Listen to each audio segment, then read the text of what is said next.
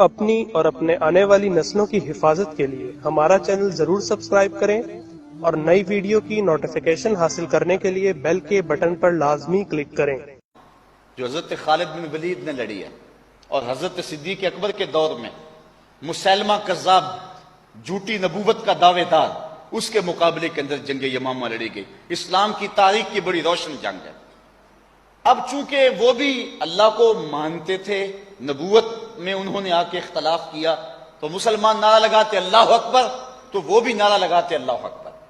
تو حضرت خالد بن ولید نے حضرت صدیق اکبر کو لکھا کہ اب کیا کریں، ہم اللہ اکبر کہتے ہیں، وہ بھی آگے سے اللہ اکبر کہتے ہیں۔ البدایا بن نہایا میں روایت ہے کہ جب حضرت خالد بن ولید نے لکھا نا حضرت ابوبکر صدیق کو کہ ہم بھی اللہ اکبر کا نعرہ لگاتے ہیں، وہ بھی اللہ اکبر کا نعرہ لگاتے ہیں، دشمن دوست کی پہچان نہیں ہوتی، تو حضرت صدیق اکبر نے کہا کہ وہ اللہ اکبر کا نعرہ لگائیں، تم یا محمد کا نعرہ لگاؤ۔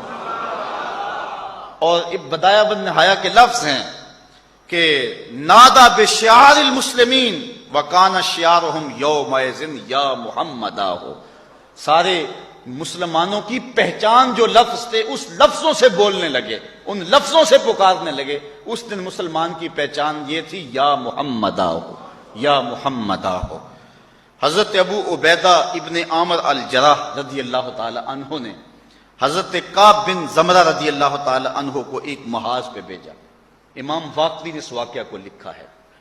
تو وہاں جب وہ لشکر سے گتھم گتھا ہوئے، پیچھے سے کچھ لوگ آ گئے جن کو انہوں نے گھیرے میں لے لیا، تو یہ لشکر والے لوگ سخت پریشان ہو گئے اور وہ ان کو کاٹنے لگے۔ تو حضرت کعب بن زمرہ رضی اللہ تعالی عنہ نے اپنے ساتھیوں کو پھر اس وقت جو نعرہ دیا، سنیے وہ نعرہ کیا تھا، یا محمد یا محمد یا نصر اللہ انزل، اے محمد اے محمد، اے اللہ کی مدد آ جائیے، اے اللہ کی مدد آ جائیے۔ تو یہ اس دن جو ہے وہ حضرت کعب ابن زمرہ رضی اللہ تعالیٰ عنہ نے صحابہ کو نعرہ دیا۔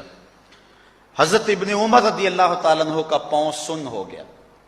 امام بخاری نے اس حدیث کو روایت کیا ادب المفرد کے اندر۔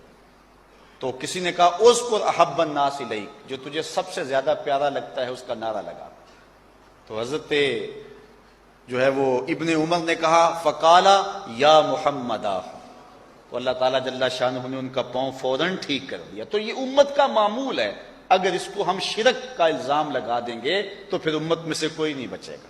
آپ جانتے جب لاشیں کٹے پڑے تھے، جب گھوڑے کربلا کے شہیدوں کے لاشوں کے اوپر دوڑ چکے تھے اور حضرت زینب رضی اللہ تعالیٰ عنہ وہاں کھڑے ہو کے مدینے کی طرف منہ کیا تھا، اس کو بھی البدایا بن نہایا نے لکھا ہے۔ تو حضرت زینب نے اس وقت جو لفظ کہے تھے یا محمدا ہو یا محمدا ہو، صلی علیک اللہ و ملک السماء، ھذا حسین بالعرا ہو، مزمل بالدما ہو، مقطع الاعضاء، یا محمدا ہو۔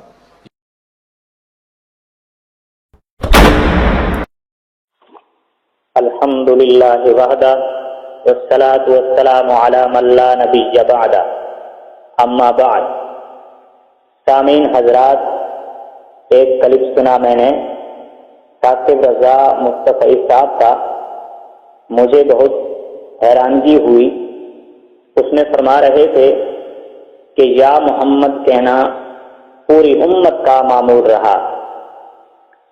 اب میں سوال کروں گا علماء بریلویت سے، ایسے علماء جو سنجیدہ ہیں، کہ ثاقب رضا مصطفی صاحب کو احمد رضا خان کے مسلک کا، عقائد کا پابند کیا جائے۔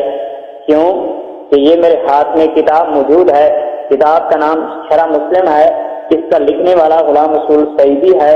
اس کے صفحہ 321 پر سعیدی صاحب لکھتے ہیں کہ اعلیٰ حضرت نے لکھا ہے رسول صلی اللہ علیہ وسلم کو یا محمد کے ساتھ ندا کرنا حرام ہے۔ یہ فرماتے ہیں کہ یا محمد کے ساتھ، احمد رضا نے لکھا کہ یا محمد کے ساتھ ندا کرنا حرام ہے۔ اب مصطفی صاحب یا محمد کی تبلیغ کر رہے ہیں۔ یہ میرے ہاتھ میں کتاب موجود ہے، کتاب کا نام جال حق ہے، صفحہ نمبر 174 ہے۔ یہ بات لکھتے ہیں کہ حضور صلی اللہ علیہ وسلم کو یا محمد یا اے ابراہیم کے باپ وغیرہ کے الفاظ سے یاد کرنا حرام ہے۔ یہ میرے ہاتھ میں کتاب تیسری موجود ہے، کتاب کا نام کوثر الخیرات ہے، اس کا مصنف اشرف سیالوی ہے۔ اشرف سیالوی صاحب بھی لکھتے ہیں کہ یا محمد کہہ کر پکارنے سے امت محمدیہ کو منع کیا گیا ہے۔ اب میرا سوال یہ ہے علماء بریلویہ سے کہ ثاقب رضا مصطفی صاحب تبلیغ کر رہے ہیں، لوگوں کو سکھا رہے ہیں کہ پوری امت کا معمول رہا یا محمد کہنے پر، یہ آپ ان کو سمجھائیں کہ یہ سراسر احمد رضا خان کے عقیدے کے خلاف چلا جا رہا ہے۔ حالانکہ احمد رضا خان صاحب کی تو وصیت لکھی ہوئی ہے، یہ کتاب میرے ہاتھ میں موجود ہے، کتاب کا نام وصایا شریف ہے، صفحہ اس کے 10 پر موجود ہے۔ احمد رضا خان صاحب نے مرنے سے پہلے ایک وصیت کی تھی، رضا، حسین، حسنین اور تم سب محبت و اتفاق سے رہو، حتی الامکان ابتداء شریعت نہ چھوڑو، اور میرا دین و مذہب جو میری کتب سے ظاہر ہے اسی پر مضبوطی سے قائم رہنا، ہر فرض سے، یعنی نماز کے جو فرض ہیں، نماز فرض ہے انسان کے اوپر، نماز سے بھی زیادہ فرض وہ یہ ہے کہ احمد رضا کی کتب پر عمل کرنا ہے۔ اب یہ احمد رضا کی کتب کو چھوڑ چکا ہے، احمد رضا کے عقائد کو چھوڑ چکا ہے، علماء بریلویہ سے گزارش ہے کہ مصطفی صاحب کو سمجھایا جائے۔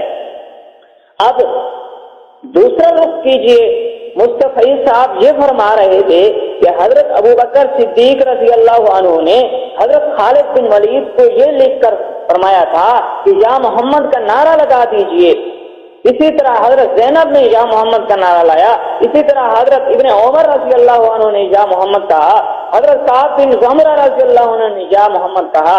تو احمد رضا کے فتوے کی روح سے تو یہ 5-6 حضرات یہ حرام کے مرتکب ہوئے، یہ صحابہ کرام ہیں۔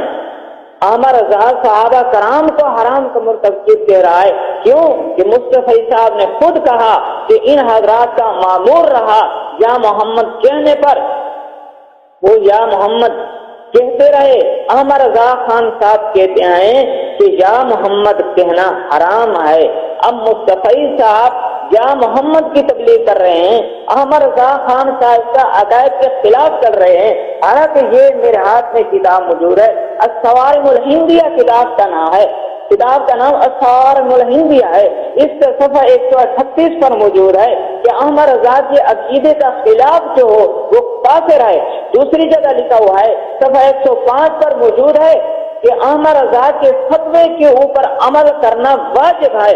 اب مصطفی صاحب کو سمجھایا جائے، سنجیدہ علماء کرام جو ہیں وہ سمجھائیں مصطفی صاحب کو کہ آپ احمد رضا خان کے فتوے کی روح سے کافر ہو چکے ہیں، ان کو کلمہ بھی پڑھائیں اور ان کو مسلمان کریں، ان کا تجدید ایمان بھی کریں، تجدید نکاح بھی کریں، اور ان کو سمجھایا جائے کہ آئندہ کے لیے احمد رضا کے عقیدے کے خلاف نہیں چلنا۔ آخر دعوانا الحمدللہ رب العالمین۔